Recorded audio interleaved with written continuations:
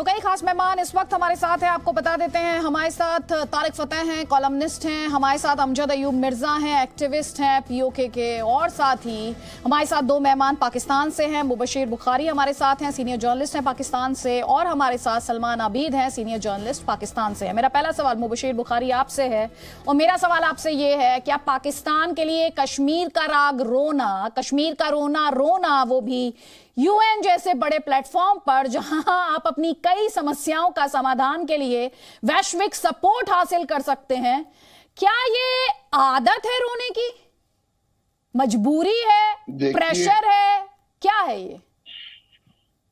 देखिए, एक तो बात ये है कि मैं वो एक क्लासिक मीडिया से ताल्लुक रखता हूं जिसमें हम किसी भी लेवल की कॉन्फ्लिक्ट में जब हम डिबेट कर रहे होते हैं तो अल्फाज का चुनाव, सिलेक्शन ऑफ वर्ड्स, हम एथिकल जर्नलिज्म नहीं भूलते कम से कम। तो मैं जरा डिप्लोमेटिक लैंग्वेज में आपको जवाब देता हूं इस बात का। देखिए, ये जिसको आप कह रही हैं कश्मीर का रोना, ये एक इशू है, और अगर ये इशू ना आपकी होता तरफ इशू होगा तो, सर, ये समझ का फेर है। एथिकल जर्नलिज्म, आप सब्जेक्टिव है ethical journalism, so let's not get there and we stick to the topic. Thank you so much, I would appreciate if you stick to the topic, या because I know what I'm talking, sir, so I would appreciate. Thank you so much. Please go ahead. मुझे अगर आप सुनने की कोशिश करें तो मैं आपको सुनने के लिए ही बुलाया, पर उपदेश सुनने के लिए नहीं बुलाया सर, मुद्दे पर बात करने के लिए बुलाया। मैं उपदेश तो आप दे रही हैं। जी, sure, please come to the point sir. Ethical journalism you started, I didn't. I came straight with the question, you can answer it. अगर ये सिर्फ हमारा रोना होता तो कभी भी यूएन की रेजोल्यूशंस ना आती, कभी भी शिमला पैक्ट में इसका डिस्कशन ना होता। ये एक ग्लोबल इशू है, ग्लोबल इशू था, ग्लोबल इशू रहेगा। पाकिस्तान के लिए लाइफलाइन है।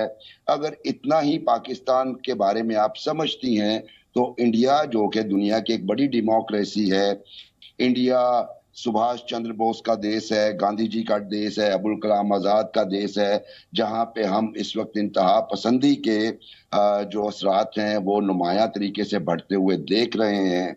हमारी बड़ी ख्वाहिश थी कि हम इंडिया जाएं, लेकिन इन्हीं हालात की वजह से हम नहीं आ पाए कभी। लेकिन ये इंतहा पसंदी जो है, बजाय इसके कि आप पाकिस्तान तो विक्टिम है इंतहा पसंदी का भी और दहशतगर्दी का भी। 80,000 जानें जैसे आपको पता है जा चुकी हैं। लेकिन कश्मीर का मसला जो है, अगर इतनी बड़ी डेमोक्रेसी है इंडिया, तो ये इस तरह की लेजिस्लेशन के जरिए क्यों प्लेबिसाइट करवा लेते? उससे दूध का दूध, पानी का पानी अलहदा हो जाता।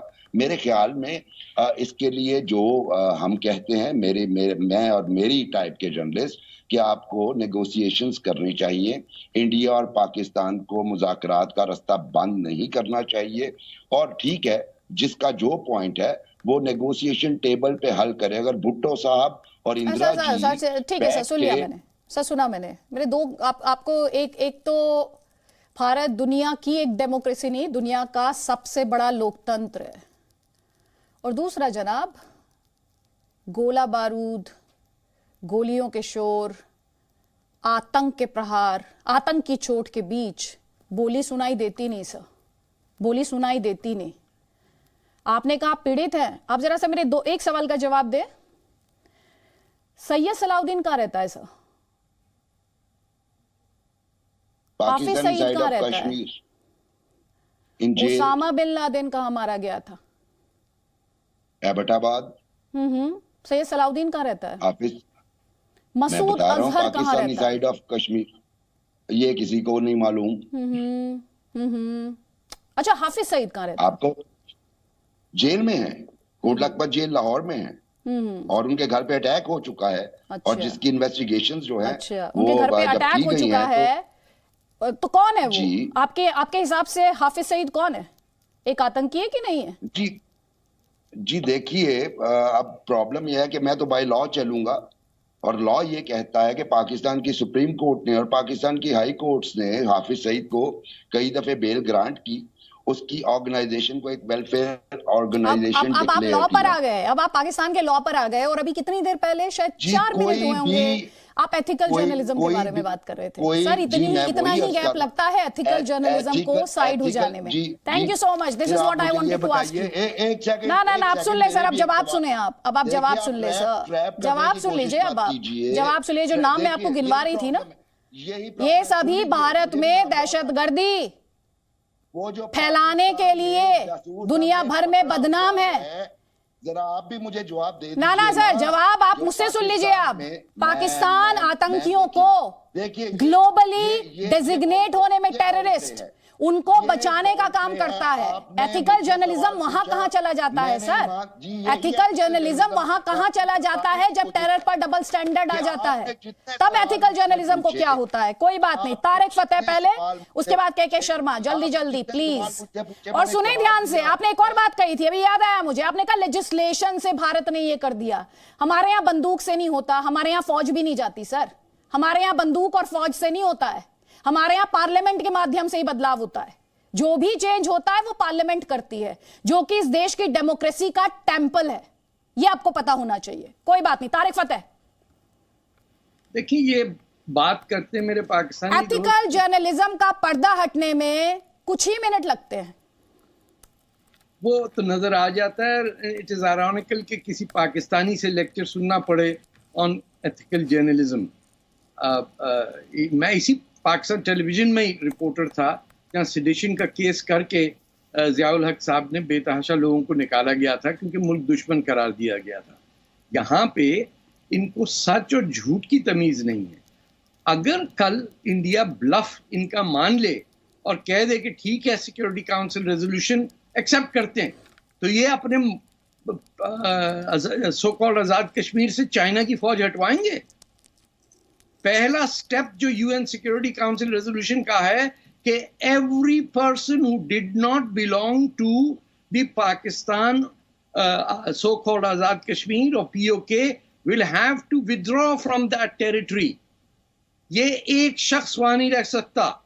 और ये जितने पाकिस्तान की जो फौज वहां बैठी हुई है, सिविलियन एडमिनिस्ट्रेशन है, जो home secretary president of so called Azad Kashmir को ऑर्डर देने वाले लोग हैं, इनको सब पता है कि इनके हाथ से तो गिलगित बल्तिस्तान निकलता जा रहा है। People don't want to live with this Punjabi dominated authority over Kashmir. और वो आजाद कश्मीर जहां एक शख्स कश्मीरी जबान नहीं बोल पाता, उसको ये कह रहे हैं कि कश्मीर में प्लेबिसिट कराया जाए। दे gifted tens of thousands of square kilometers to China in the early 60s। तो ये सिर्फ अपनी आर्मामेंट्स खरीदने के लिए। और जहां तक जर्नलिज्म ताल्लुक है, they don't have a leg to stand on। ये पाकिस्तान के पास नहीं है काम। ये कहें कि if you want terrorism we will teach you, लेकिन जर्नलिज्म पे लेक्चर ना दें, जिसके अंदर हजारों जर्नलिस्ट इन्होंने वाइप आउट किए हैं। बलूचिस्तान में आज तक रोज 10-20 आदमी ये मारते हैं। सिंध के अंदर यही कर रहे हैं।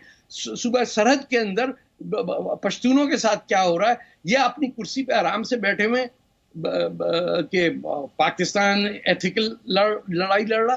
किसको लेक्चर दे रहे हैं ये? आई डोंट थिंक बुखारी पूछ रहे हैं। क्या पूछ रहे हैं तारिक फतेह? कितने जर्नलिस्ट डिसअपीयर हो गए, सवाल पूछ रहे हैं प्लेबिसाइड को लेकर जो आपका आर्गुमेंट था उसका जवाब दे रहे हैं। सवाल का जवाब दे दीजिएगा। माफी के साथ तारिक फतेह साहब को फैक्ट्स एंड फिगर्स बिल्कुल नहीं मालूम। हजारों जर्नलिस्ट की इन्होंने बात की।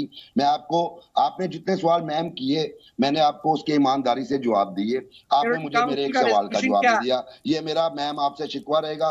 तारिक फतेह साहब, क्या शिकवा हो गया आपको मुझसे? क्या शिकवा हो गया आपको? तो कई शिकवा, आपको तो कश्मीर का शिकवा है सबसे ज्यादा। चलिए कोई बात नहीं, आपको क्या शिकवा है? वही अर्ज है कि वेस्ट ऑफ वर्ड्स का मामला है तो करते रहिए, अगर आप नहीं सुनना चाहते तो ना सुनिए। तारिक फतेह साहब 2001 से लेके की बात कर रहे थे, तो मैं तो एथिक्स से जुड़े हुए सवाल आपसे पूछ रही हूँ। पूछा मैंने, आपने कहा तो हम तो दहशतगर्दी से पीड़ित हैं, हम तो दहशतगर्दी से ग्रस्त हैं, उसी से जुड़े हुए सवाल थे, आपको अच्छे नहीं लगे। कोई बात नहीं, जरा कोई बात नहीं।